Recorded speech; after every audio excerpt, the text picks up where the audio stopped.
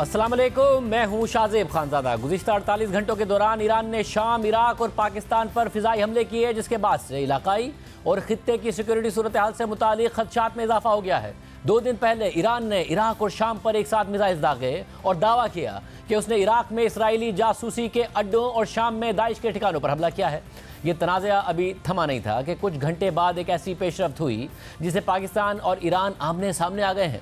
कल ईरान की security force पासदारान इनकलाब ने पाकिस्तान की फ़िज़ाई हदूद की खिलाफ वर्जी करते हुए बलूचिस्तान के ज़िला पंजगोर के इलाके सब्ज़कोह पर मिसाइल हमला किया और इस हमले के फौरी बाद गैर मामूली तौर पर ईरान की नीम सरकारी न्यूज़ एजेंसी तस्नीम न्यूज़ ने खबर चलाई कि ईरान ने पाकिस्तान के सूबे बलूचिस्तान के इलाके सब्ज़कोह में दहशतगर्द ग्रुप जैशुल अदल के ठिकानों पर मिसाइल और ड्रोन के जरिए हमला करके उन्हें तबाह कर दिया है। और इस गैर मामूली पेशरफ्त के बाद रात गए पाकिस्तान ने इस हमले की तस्दीक करते हुए मजम्मत की है और ईरान की जानिब से फ़िज़ाई हदूद की खिलाफ वर्जी के बाद पाकिस्तान ने अपना सफ़ीर वापस बुलाने का फैसला किया। और अब से कुछ देर पहले पाकिस्तानी वज़ीर ख़ारजा जलील अब्बास जिलानी और ईरानी वज़ीर ख़ारजा के दरमियान टेलीफोनिक रब्ता हुआ है, जिसमें पाकिस्तानी वज़ीर ख़ारजा ने ईरानी कार्रवाइयों पर तशवीश का इजहार किया है। और इस बातचीत की वज़ारत ख़ारजा ने तस्दीक की है और सिफारती ज़राए के मुताबिक ईरान में पाकिस्तान के सफ़ीर मुदस्सिर टीपू कल सुबह इस्लामाबाद वापस पहुँचेंगे। मुदस्सिर टीपू ने तेहरान में पाकिस्तानी सिफारती अमले से अलविदाई मुलाकातें कर ली हैं। ईरान की जानिब से फ़िज़ाई हदूद की खिलाफ वर्जी के बाद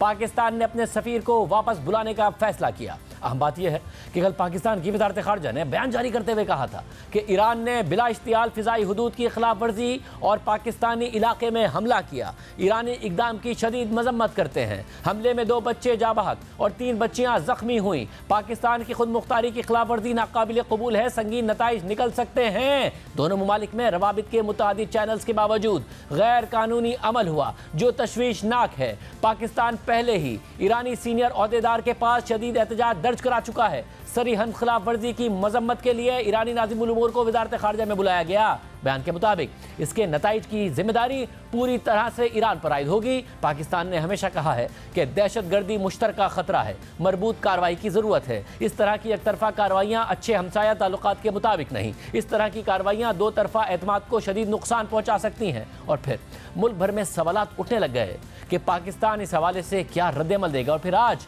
बराह रास्त दफ्तर ख़ारजा ने रद्द-ए-अमल देते हुए वाज़ेह किया है कि पाकिस्तान इस गैर कानूनी इक़दाम का जवाब देने का हक़ महफूज रखता है और नताइज की जिम्मेदारी पूरी तरह ईरान पर आयद होगी। साथ ही आज पाकिस्तान ने ईरान के सफ़ीर को मुल्क बदर करने और ईरान से अपना सफ़ीर वापस बुलाने का ऐलान कर दिया है। आज दफ्तर ख़ारजा की तर्जुमान मुमताज़ ज़हरा बलोच ने बाकायदा इसका ऐलान किया और वाज़ेह किया कि ईरान के साथ तमाम आला सतह के दौरों को भी मुअत्तल कर दिया गया है।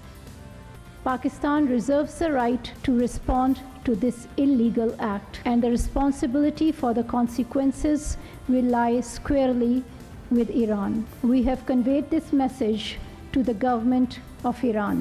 We have also informed them that Pakistan has decided to recall its ambassador from Iran, and that the Iranian ambassador to Pakistan, who is currently visiting Iran, may not return for the time being. We have also decided to suspend all high-level visits which were ongoing or were planned between Pakistan and Iran in the coming days.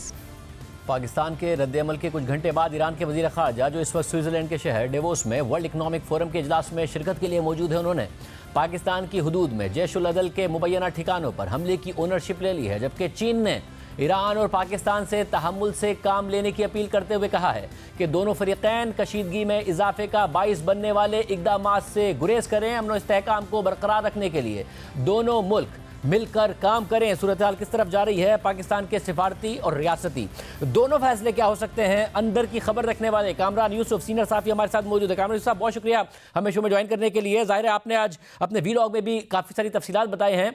आपके सिफारती और रियासती ज़राए दोनों क्या बता रहे हैं कि सिफारती सतह पर प्रोटेस्ट होगा, मामले को सुलझाने की कोशिश की जाएगी, या फिर जब पाकिस्तान जवाब की बात करता है तो जवाब उस नोयत का ही होगा जिसकी कार्रवाई ईरान की तरफ से की गई है? जो मेरे ज़राए बता रहे हैं कि इस वक्त जो मशावरत है वो बिल्कुल हो रही है इस्लामाबाद और पिंडी में भी, और 2 ओपिनियन है। मसलन एक ओपिनियन तो ये है कि पाकिस्तान को इस वक्त तहम्मुल का मुज़ाहरा करना चाहिए और एक नी जर्क रिएक्शन नहीं होना चाहिए, क्योंकि बहुत सी सेंसिटिविटीज़ इसमें इन्वॉल्व हैं।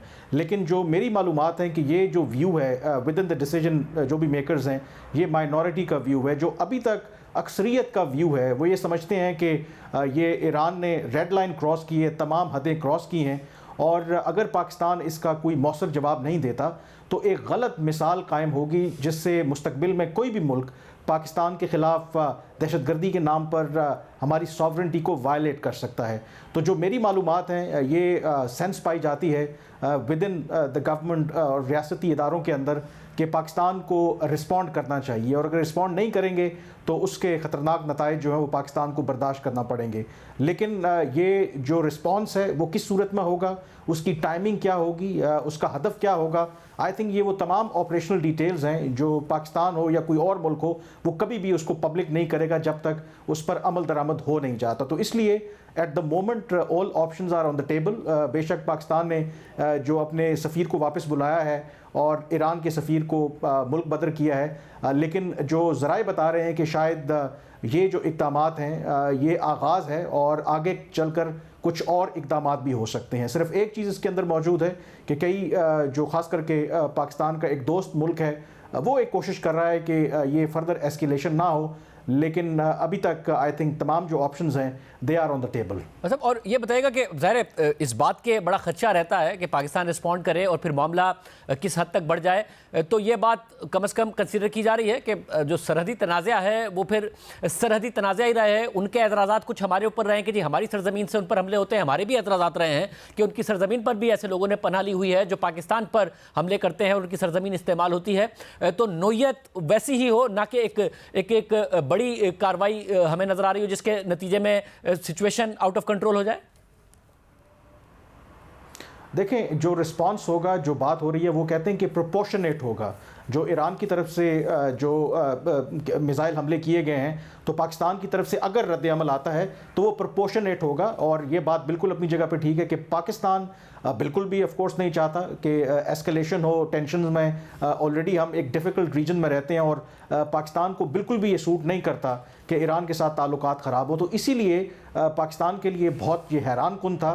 ये बातें अपनी जगह पे मौजूद थी कि ईरान प्राइवेटली कुछ कंसर्न्स शो कर रहा था regarding the presence of some terrorist groups on the Pakistani soil, लेकिन जो मुझे पाकिस्तानी हुकाम ने बताया कि पाकिस्तान ने ईरान को अश्योरेंसेस दी थी और उनको यकीन दहानी कराई थी कि पाकिस्तान कभी भी कोई ऐसा इकदाम नहीं करेगा या ऐसे ग्रुप को इनकरेज नहीं करेगा जो ईरान को डिस्टेबलाइज करे।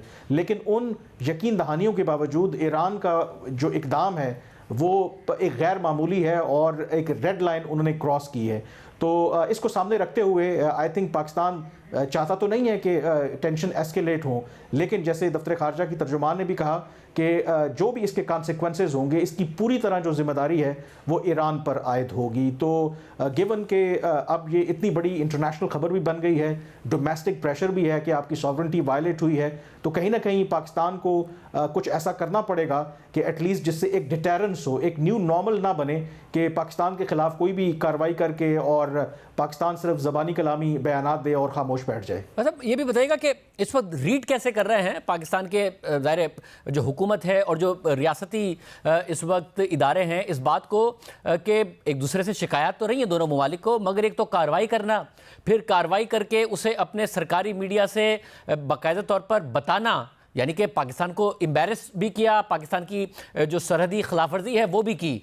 तो इसकी वजह क्या होगी एक ऐसे वक्त में जब ईरान वैसे इंगेज्ड है? वो क्यों चाहेगा कि पाकिस्तान को भी नाराज़ करे सारी की सारी सिचुएशन में जो ऑलरेडी एक मिडिल ईस्ट में सूरत हाल बन रही है उसमें?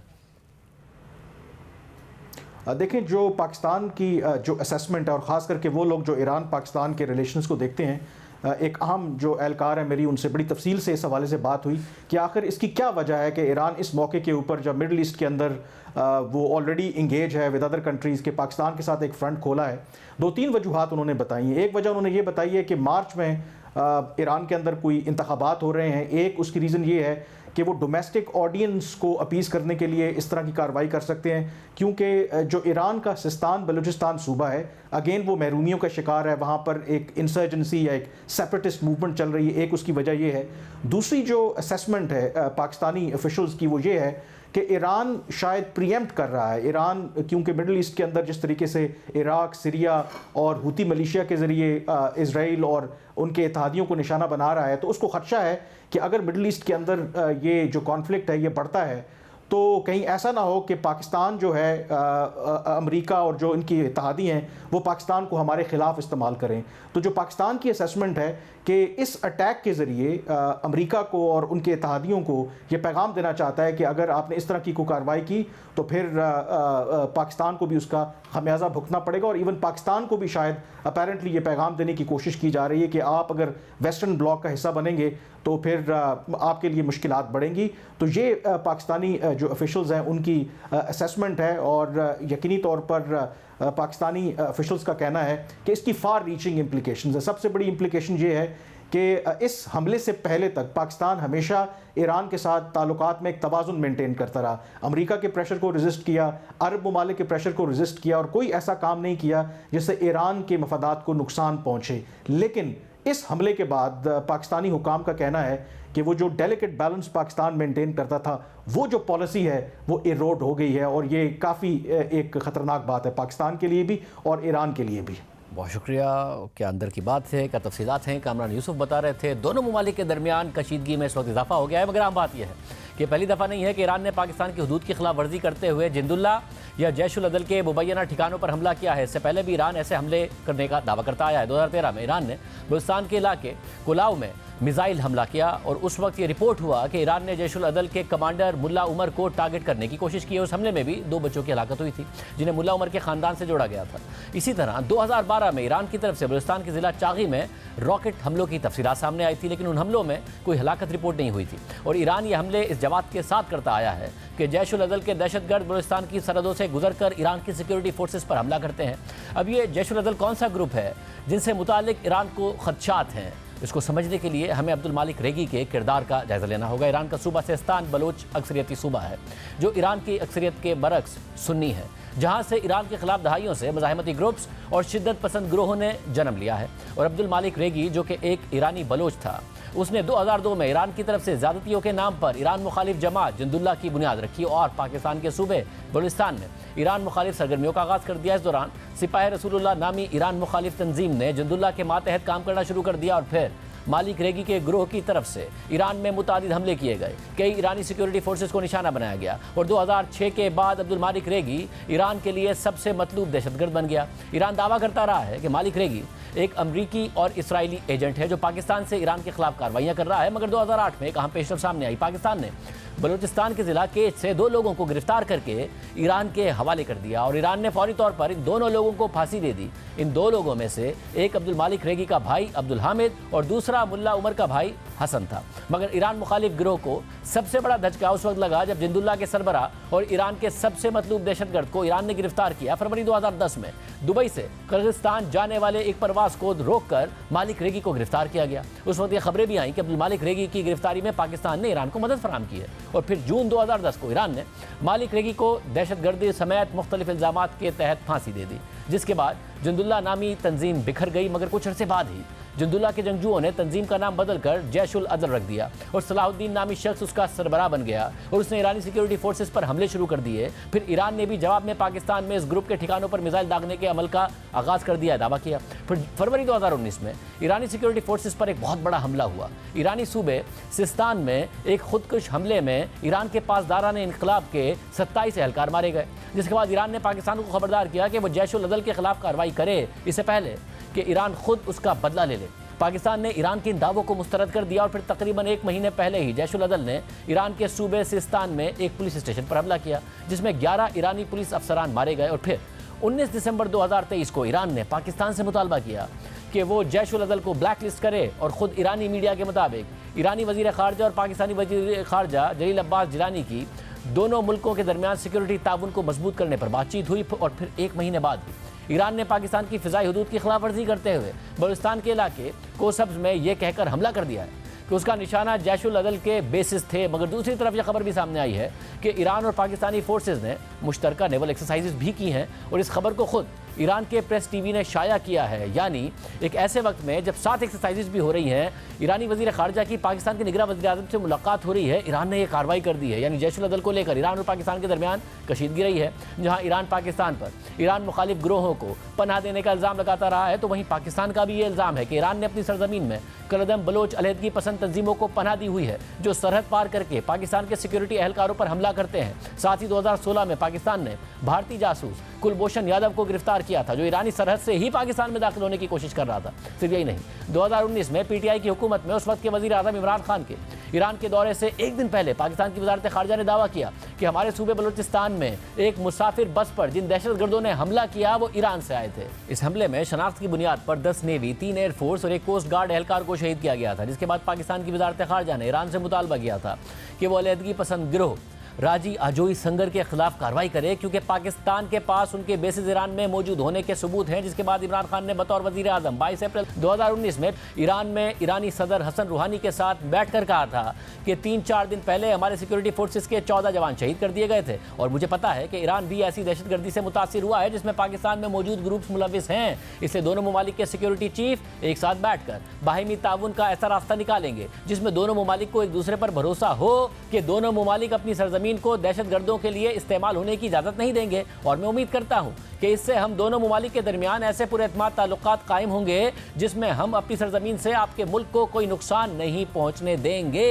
मगर इन तमाम मामलात के बावजूद पाकिस्तान ने कभी ईरान की फ़िज़ाई हदूद की खिलाफ वर्जी नहीं की है, लेकिन अब एक दफ़ा फिर ईरान ने पाकिस्तान की फ़िज़ाई हदूद की खिलाफ वर्जी की है, और पाकिस्तान ने वाज़ेह किया है कि वो जवाब देने का हक रखता है। मगर अगर पाकिस्तान इस हवाले से कोई रद्द अमल देगा तो वो क्या रद्द अमल होगा, और क्या ये मामला एक सरहदी तनाज़े तक महदूद रहेगा, इस हवाले से बाकायदा सवालात पैदा हो रहे हैं। हमारे साथ साबिक वज़ीर ख़ारजा हिना रब्बानी खर साहिबा मौजूद है। खर साहिबा, बहुत शुक्रिया मिशन में ज्वाइन करने के लिए। ज़ाहिर है अभी कुछ दिन पहले भी आप इस अहम फरीज़ा अंजाम दे रही थी पाकिस्तान के दफ्तर ख़ारजा में। ये क्या जो हुआ है, क्या रिस्पॉन्स होना चाहिए? ज़ाहिर है बहुत कुछ कहा जा रहा है, पाकिस्तान ने जो सिफारती रिस्पॉन्स दिया एक प्रॉपर रिस्पॉन्स है, क्या होना चाहिए? आप किस तरह देख रही हैं मामलात को?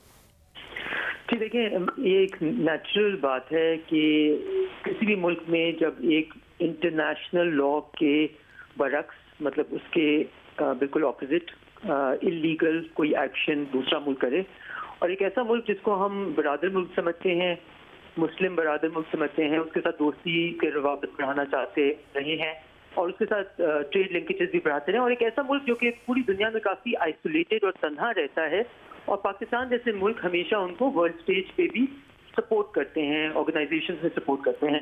जब वो कोई इस तरह की हरकत करे कि पाकिस्तान की सॉवरेनिटी के अगेंस्ट एक अटैक करे, जो कि frankly speaking irrational, escalatory, irresponsible act हो, जो कि लग ऐसा रहा है कि रिजीम के इंटरेस्ट में तो शायद हो सकता है, बट ईरान के अपने नेशनल इंटरेस्ट के खिलाफ हो, क्योंकि इसमें यकीनन किसी ने ये नहीं सोचा कि इसके क्या क्या नताइज हो सकते हैं। पाकिस्तान के रिएक्शन देखिए, लोग अक्सर बिलीव करते हैं कि मिलिट्री स्ट्राइक का रिएक्शन मिलिट्री स्ट्राइक से ही हो सकता है, और उससे आपको रिवेंज फील करता है। आपने डिप्लोमेसी में या स्टेट टू स्टेट रिलेशंस में you do not seek revenge, what you seek is to preserve your national interest, और उसमें कभी भी रिएक्ट करना immediately, eye for an eye, कभी भी शायद बहुत ज़्यादा फायदेमंद नहीं होता। मेरे नज़र में ये जो पाकिस्तान की सेकंड स्टेटमेंट आई है, जिसमें एटलीस्ट इमीडिएटली डिप्लोमेटिक, एक स्ट्रॉन्ग डिप्लोमेटिक रिस्पॉन्स दिया गया है, जहाँ पे उनको कहा गया है कि आप अपने सफ़ीर को वहीं रखें और हम अपने सफ़ीर को वापस आ रहे हैं। इससे क्या मतलब है कि हम हर किस्म के इनके साथ डिप्लोमेटिक सपोर्ट के ताल्लुकात को अब हम फ़रोग नहीं देंगे। दूसरी तरफ आप ये देखें कि वाई एम आई सेइंग कि ये इरैशनल और इल थॉट है, और ऑब्वियसली प्रोवोकेशन की तरफ जाता है, लेकिन पूरी तरह सोचा नहीं गया, बिकॉज जब ये हो रहा था उसके सुबह में उनके फॉरेन मिनिस्टर ने हमारे केयर टेकर प्राइम मिनिस्टर से मुलाकात की दावोस में, जिसमें इस चीज़ का कुछ मेंशन नहीं हुआ। अगर एक मुल्क को एक नेशनल सिक्योरिटी थ्रेट एमिनेट करी है, जो कि वो कहते हैं इन रिएक्शन टू एन अटैक, जो कि काफ़ी देर पहले हुआ था, तो वो यकीनन इस तरह की चीज़ दूसरे मुल्क के केयर टेकर प्राइम मिनिस्टर से या किसी से तो उसके बारे में बात की होती। उसी वक्त इनका स्पेशल एनवॉय अफगानिस्तान का भी पाकिस्तान में था, हमारी 2 नेवल शिप्स वहाँ पे थी, सी पे डायलॉग हो रहा था, काउंटर टेररिज्म के ऊपर डायलॉग हो रहा था, जॉइंट मॉडरेट मिशन आज बैठना था। सो ये सब कुछ एक सब नॉर्मल सी में एकदम ये बहुत ही इरैशनल, प्रोवोकेटिव, इलीगल एक्ट होना मेरे ख्याल से ये डोमेस्टिक कंपल्शन की वजह से ज़्यादा किया गया है, और पाकिस्तान ने को इसका रिएक्शन ऐसा देना चाहिए जिसमें हम अपने नेशनल इंटरेस्ट को भी प्रिजर्व कर सकें और इंश्योर कर सकें कि जहाँ पे जो ये सोचे समझे बगैर किया गया तो इसके जो रिपरकशंस हैं वो पूरी तरह समझ में आ जाए, ताकि इसके बाद किसी को इस तरह के आइडिया से गुरेज करें। और इरा, आप क्या खतरा देखती हैं इसका कि ये तनाज़ा कहीं एस्केलेट ना कर जाए? ईरान पहले ही हम देख रहे हैं मिडिल ईस्ट में कैसी सूरत हाल है, उसके बावजूद पाकिस्तान में इस तरीके से कार्रवाई करे। आप कोई खतरा महसूस होता है कि ये सूरत हाल आउट ऑफ कंट्रोल भी हो सकती है? देखें शाहजेब, अनफॉर्चुनेटली पिछले 10 सालों में हमने पॉपुलिज्म के हाथों बहुत कुछ खतरनाक चीजें होती हुई देखी, जिनके रिपरकशंस सदियों में जाते हैं, दहाइयों में जाते हैं। और मुझे ये लग रहा है कि ये जो इनका इमीडिएट रिएक्शन जो इन्होंने 3 जगहों पे, सीरिया के अंदर अलहदा किया, इराक के अंदर अलहदा किया और फिर पाकिस्तान में करना। देखिए सीरिया और इराक फिर भी एक और डिफरेंट बॉल गेम में आते हैं। वहाँ पे उनके जो ताल्लुकात हैं, कहीं पे आपके इंटरनेशनल फोर्सेस की अभी तक प्रेजेंस है, तो बेशुमार चीजें आप एक्सप्लेनेशन में दे सकते हैं।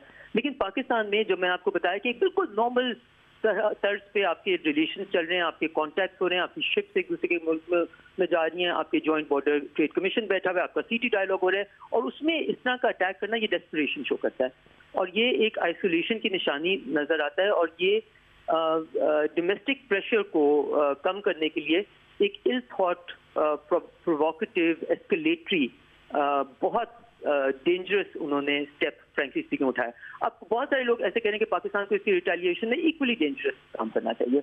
मेरे नज़र में हमेशा अगर आप लॉन्ग टर्म स्ट्रेटेजिकली सोच के रिएक्ट करें, वो आपके इंटरेस्ट में बहुत बेहतर है। बहुत शुक्रिया। नून लीग इस वक्त दावा कर रही है कि वो हुकूमत बनाएगी। जब हुकूमत बनाएगी तो क्या इस मामले से कैसे निपटेगी? हमारे साथ साबिक वजीर खारजा, साबिक वजीर दिफा ख्वाजा आसिफ साहब। ख्वाजा साहब, बहुत शुक्रिया मुझे ज्वाइन करने के लिए। बतौर वजीर खारजा, वजीर दिफा आपने करीब से देखा है, ज़ाहिर शिकायतें दोनों ममालिक को रही हैं, मगर अभी एस्केलेशन हुई, पाकिस्तान ने रिस्पॉन्ड किया। अगर आपकी पार्टी हुकूमत में आ रही है तो आपको फौरी तौर पर इस सूरत हाल को से निपटना होगा। कैसे देख रहे हैं आप अभी तक जो रिस्पॉन्ड हुआ है, रिस्पॉन्स पाकिस्तान की तरफ से हुआ है? देखिए, मैं शाहजेब, ईरान के साथ हमारे बड़े तारीखी ताल्लुकात हैं और बड़े बरादराना ताल्लुकात हैं। बड़े बड़े मुश्किल वक्त में ईरान ने हमारा साथ जो है 60s में 70s में दिया हुआ है। लेकिन ये जो दहशतगर्दी का मामला है, जो हमारे लिए भी प्रॉब्लम है कि वहाँ भी हमारे लोग भी जो हमारी ज़मीन पे जो कार्रवाइयाँ कर रहे हैं, उनको सेंचुरीज उधर भी हैं, जिस तरह अफगानिस्तान में है, इसी तरह ईरान में भी सेंचुरीज हैं। और भी जो है माजी में शिकायतें भी हमें रही हैं। लेकिन इस मसले को जो है दोनों ममालिक में बिगाड़ का सबब नहीं बनना चाहिए। ये मेरा पर्सनल ओपिनियन है, मैं कोई पार्टी का ओपिनियन नहीं बनना चाहिए। क्योंकि देखिए, हमें इस वक्त जो सिचुएशन है, एक तरफ इंडिया है जो हमारा हॉस्टाइल कंट्री है पिछले 75 साल से, दूसरी तरफ अफगानिस्तान है जिसमें पनाहगाहें हैं। हमारे यहाँ पे जो दहशतगर्दी हो रही है उसकी तमाम पनाहगाहें और उनके जो पेट्रन हैं या उनके जो मैं स्पॉन्सर तो नहीं कहूँगा, लेकिन उनके हमदर्द जो हैं वो वहाँ पे अफगानिस्तान में है। अब तीसरा महाज जो है ईरान का जो है, अगर उनके साथ भी हमारे ताल्लुकात कशीदा हो गए हैं, तो फिर तो एक छोटा सा जो हमारे पास आउटलेट है चाइना से, उसके अलावा तो कोई भी will be surrounded by all hostile countries. तो मेरा अपना ख्याल है कि इसको रिएक्ट तो जरूर जिस तरह हुआ है उस तरह होना चाहिए। हो सकता है इससे भी जरा थोड़ा सा सख्त हमें स्टांस लेना पड़े, लेकिन ये जरूर मद्देनजर रखना चाहिए कि हमारे ईरान से ताल्लुकात जो है ना इर्रिट्रीवेबली जो है ना वो ना बिगड़े। क्योंकि अफगानिस्तान के साथ इंडिया का जो है एक राब्ता है, पुराना राब्ता है, तारीखी राब्ता है। वो हर वक्त जो है ना दोनों ममालिक जो है ना वो एक दूसरे के साथ जो है ना वो जो है ना वो बढ़ा सकते हैं। आपका ये कि ये जो ज़रा एक अलग ही सोशल मीडिया पर एक प्रेशर शुरू हो जाता है, फिर लोग ये कहना कि जी एक अलग ही कि जी वॉर मॉन्गरिंग शुरू हो जाती है। आप कह रहे हैं ये नहीं होना चाहिए, मेजर्ड रिस्पांस एक रिस्पॉन्सिबल स्टेट की तरह होना चाहिए और इसको इसी तरीके से हमें डील करना चाहिए, बजाय इसके कि जो फिलॉसफी है या फिर जो लोग बातें कर रहे हैं कि जी चढ़ दौड़ो और जवाब दो, फौरी तौर पर जवाब दो। इससे बेहतर है कि पाकिस्तान सोच समझकर ताल्लुकात को देखते हुए ही आगे बढ़े। नी जर्क रिएक्शन नहीं होना चाहिए। हमारे देखें, हमारी 71 वॉर में, 65 वॉर में ईरान ने हमें बहुत ज्यादा इमदाद दी हुई है। ये हमारी तारीख का हिस्सा है। और ईरान ने कश्मीर के मसले के ऊपर बड़ा बढ़ चढ़ के हमारी हमायत की हुई है इंडिया के खिलाफ, जो है इंटरनेशनल फोरम्स पे की हुई है। हमें वो भी याद रखना चाहिए।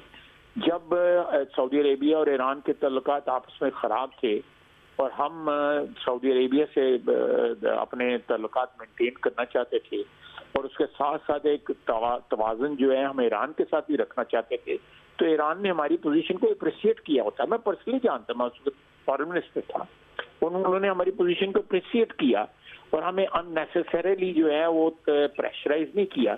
वो जानते थे कि सऊदी अरेबिया के साथ हमारे तल्लुकात जो है ना वो हमारे लिए बड़े कीमती हैं स्ट्रेटेजिकली, और हमारे वहाँ पे 3 मिलियन बंदा बैठा हुआ है जो हमें फॉरेन रेमिटेंस बड़ी वैल्यूएबल देता है। तो उन्होंने हर मौके पे हमारी पोजीशन को अंडरस्टैंड किया है।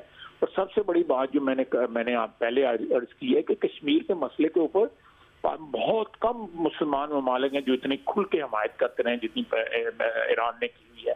तो इसलिए इसको बड़े मेजर्ड किस्म की जो है ना हमें रिएक्शन रखना चाहिए और इसको बातचीत के जरिए ये छोटी मोटी इस किस्म की जो इनकर्जन्स होती हैं ये हमारी प्रॉब्लम है। हमारी दहशतगर्दी जो है अफगानिस्तान की, पाकिस्तान की, ईरान की, हमें अपने तल्लुकात मेंटेन करके उनकी हिफाजत करके साथ साथ जो है ना ये भी हम मिलके इस चीज को टैकल करें। जो हमारे यहाँ दहशतगर्दी हो रही है, जो ईरान में दहशतगर्दी हो रही है, we can react jointly also. बहुत शुक्रिया ख्वाजा साहब की गुफ्तगू आपने सुनी। प्रोग्राम में ब्रेक शामिल करते हैं, एक और अहम डेवलपमेंट हुई है उस पर बात करेंगे ब्रेक के बाद।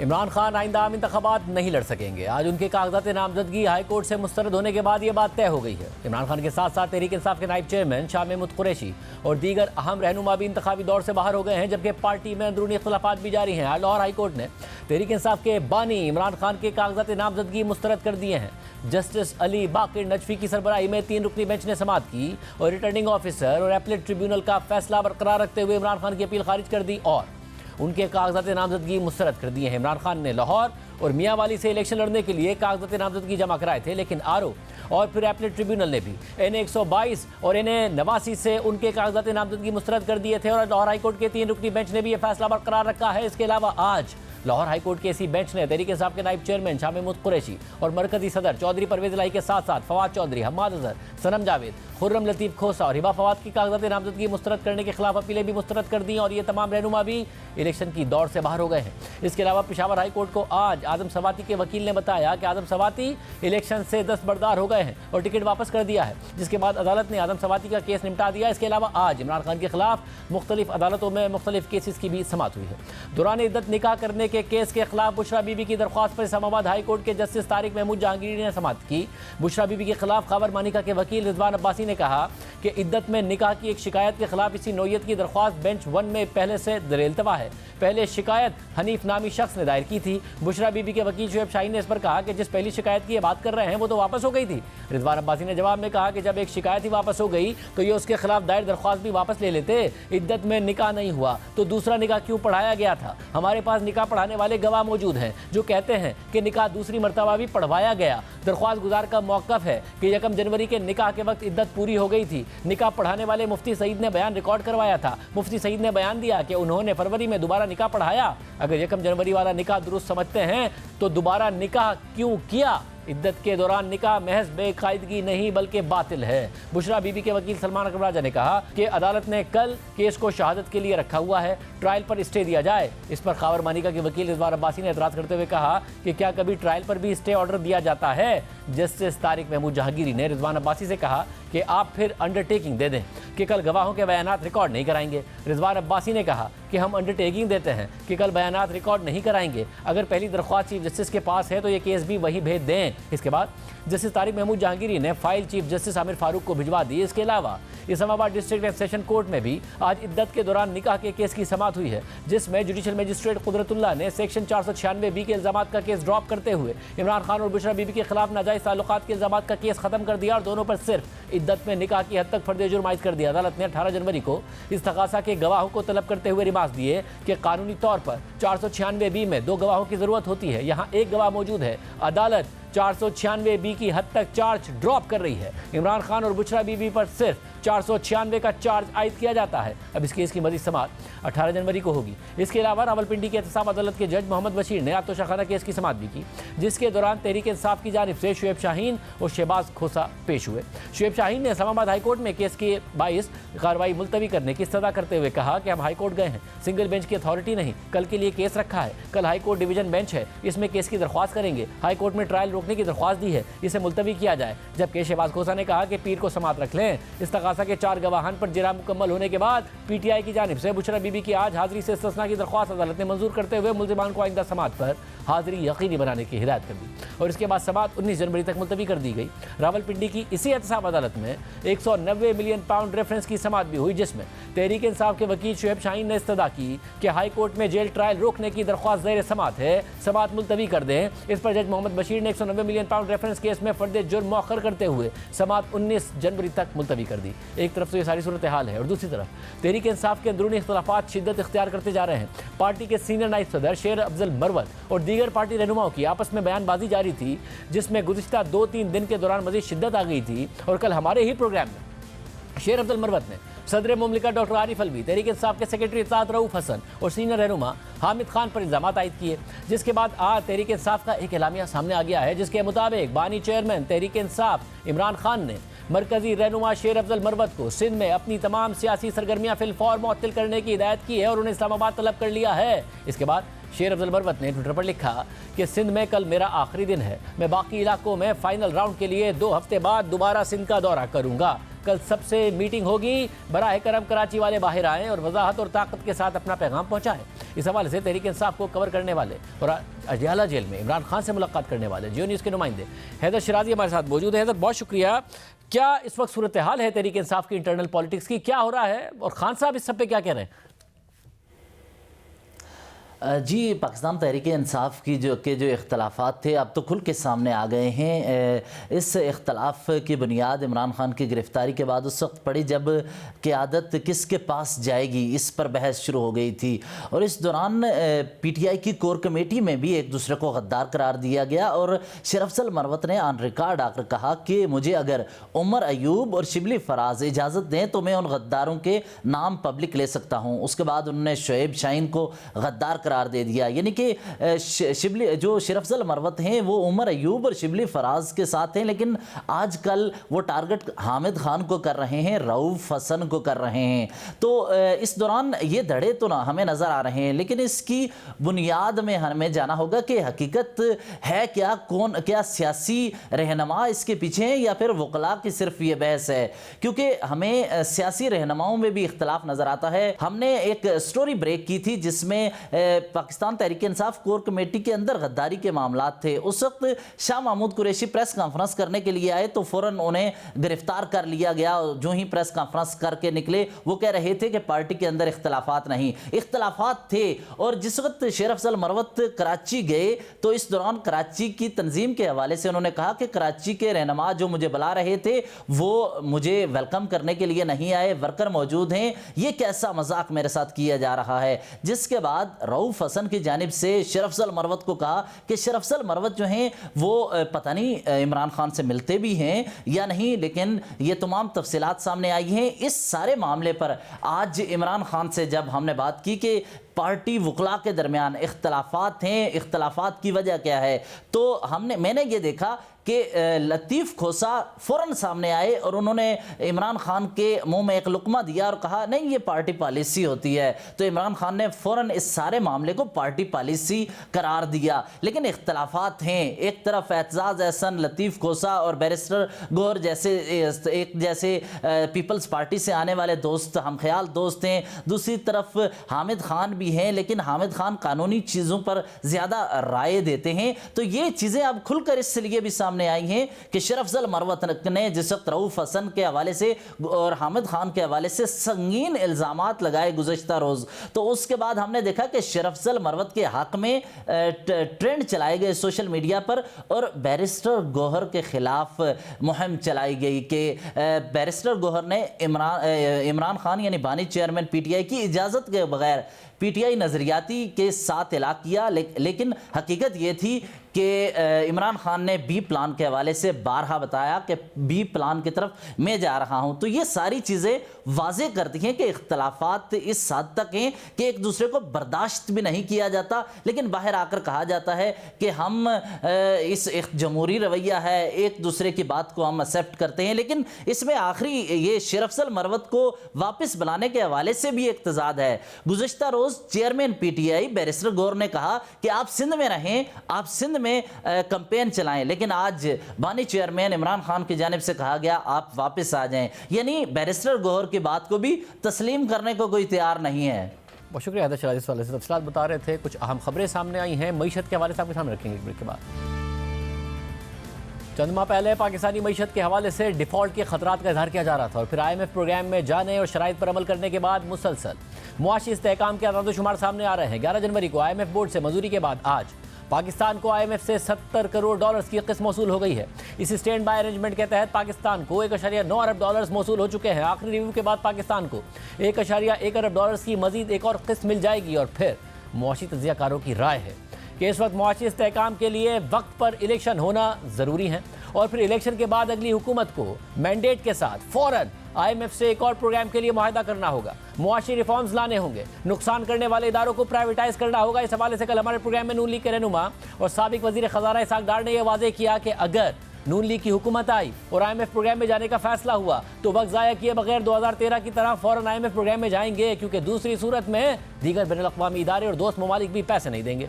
और इस हवाले से एक और डेवलपमेंट हुई है। स्टेट बैंक के मुताबिक मुत्तहिदा अरब अमारात ने भी $2 अरब का कर्जा रोल ओवर कर दिया है और यह कर्जा मजीद 1 साल के लिए रोल ओवर किया गया है। इसके अलावा दिसंबर के महीने में पाकिस्तान ने $40 करोड़ का करंट अकाउंट सरप्लस दिया है और इस माली साल के इब्तिदाई 6 माह में जुलाई से दिसंबर तक सिर्फ $83 करोड़ का करंट अकाउंट खसारा रहा है, जो टारगेट से बहुत कम है। दिसंबर में करंट अकाउंट सरप्लस की एक वजह जहां दरामदाद में कमी है, वहीं बरामदात और तरसीलात ज़र में इजाफा भी हुआ है। दिसंबर में बरामदात गुज़िश्ता बरस के मुकाबले में 21% इजाफे के साथ $2.8 अरब रही हैं, जबकि दरामदात 4% कमी के साथ $4.1 अरब रही हैं। और इस तरह तिजारती खसारे में इस माली साल के 6 माह में 35% कमी आई है, जबकि दिसंबर के महीने में पाकिस्तान ने किसी भी एक माह में तारीख की सबसे ज़्यादा IT सेक्टर की बरामदात की है। दिसंबर में पाकिस्तान ने $30 करोड़ से ज़्यादा की बरामदात की है, जो कि गुज़िश्ता बरस से 23% ज़्यादा है। टॉप लाइन सिक्योरिटीज़ के मुताबिक IT सेक्टर की बरामदात में इजाफे की वजूहात में एक्सपोर्टर्स के स्पेशलाइज्ड फॉरेन करेंसी अकाउंट में स्टेट बैंक की तरफ से रिलैक्सेशन देना है और रिटेंशन लिमिट को 35% से बढ़ाकर 50% करना है, जबकि रुपए के कदर में इस्तेहकाम की वजह से भी IT कंपनीज अपनी बैरूनी आमदनी को पाकिस्तान लाई और पाकिस्तानी बैंक्स के लोकल अकाउंट्स में उन्हें डिपॉजिट किया। इस माली साल के पहले 6 माह में IT सेक्टर की बरामदात $1.5 अरब रही हैं, जो कि गुज़िश्ता बरस के $1.3 अरब से ज़्यादा हैं, जबकि दिसंबर में तरसीलात ज़र $2.38 अरब रही हैं, जो गुज़िश्ता बरस से 13% ज़्यादा है। मगर अब भी सवाल यह है कि मईशत में गैर यकीनी का खात्मा तो हो गया है, मगर मुआशी तरक्की इन हालात में बगैर मुआशी रिफॉर्म्स की मुमकिन नहीं है। दूसरी तरफ मार्केट में मुसलसल तवक्को की जा रही है कि दिसंबर में महंगाई 29.7% रही, मगर आने वाले महीनों में बेस इफेक्ट किक इन करेगा, जिससे महंगाई की शरह नीचे आएगी और इसके नतीजे में शरह सूद भी नीचे आएगी। और इसी तवक्को में मार्केट में शरह सूद नीचे आ रही है और 6 माह का कायबोर यानी कराची इंटरबैंक ऑफर रेट जो 25% की सतह पर पहुंच चुका था, अब वो 21% की सतह से भी नीचे आ गया है, जिससे तवक्को की जा रही है कि आने वाले दिनों में स्टेट बैंक डिस्काउंट रेट में भी बड़ी कमी करेगा, जो कि इस वक्त 22% पर है। आज के प्रोग्राम में इतना ही, याद दीजिए। अल्लाह हाफ़िज़।